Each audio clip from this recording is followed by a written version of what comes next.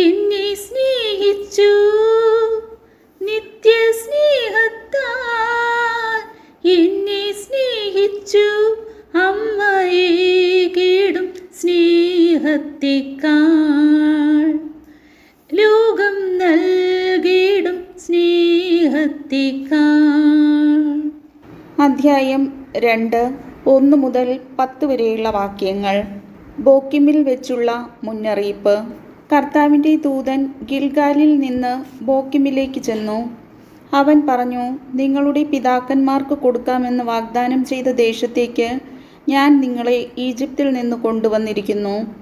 നിങ്ങളോട് ചെയ്ത ഉടമ്പടി ഞാൻ ഒരിക്കലും ലംഘിക്കുകയില്ലെന്നും ഈ ദേശവാസികളുമായി യാതൊരു സഖ്യവും നിങ്ങൾ ചെയ്യരുതെന്നും അവരുടെ ബലിപീഠങ്ങളെ നശിപ്പിച്ചു കളയണമെന്നും ഞാൻ നിങ്ങളോട് പറഞ്ഞു. എന്നാൽ നിങ്ങൾ എൻ്റെ കൽപ്പന അനുസരിച്ചില്ല.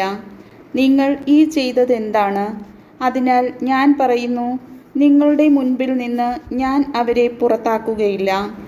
അവർ നിങ്ങളുടെ എതിരാളികളായിത്തീരും. അവരുടെ ദേവന്മാർ നിങ്ങൾക്ക് കെണിയാവുകയും ചെയ്യും. കർത്താവിൻ്റെ ദൂതൻ ഇത് അറിയിച്ചപ്പോൾ ഇസ്രായേൽ ജനം ഉച്ചത്തിൽ കരഞ്ഞു. അവർ ആ സ്ഥലത്തിന് ബോക്കിം എന്ന് പേരിട്ടു. അവർ അവിടെ കർത്താവിന് ബലിയർപ്പിച്ചു. ജോഷുവയുടെ മരണം. ജോഷുവ ഇസ്രായേൽ ജനത്തെ പറഞ്ഞയച്ചു. അവർ ഓരോരുത്തരും തങ്ങൾക്ക് അവകാശമായി ലഭിച്ച ദേശം കൈവശമാക്കാൻ പോയി. ജോഷുവയുടെയും കർത്താവ് ഇസ്രായേലിന് ചെയ്ത വലിയ കാര്യങ്ങൾ നേരിട്ട് കാണുകയും ജോഷുവയ്ക്ക് ശേഷവും ജീവിച്ചിരിക്കുകയും ചെയ്ത ശ്രേഷ്ഠന്മാരുടെയും കാലത്ത് ജനം കർത്താവിനെ സേവിച്ചു.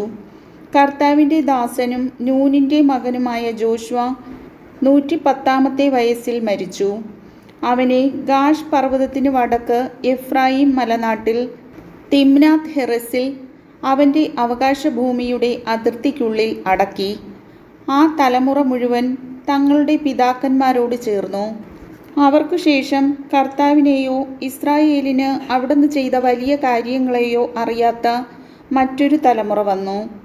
കർത്താവിൻ്റെ വചനം.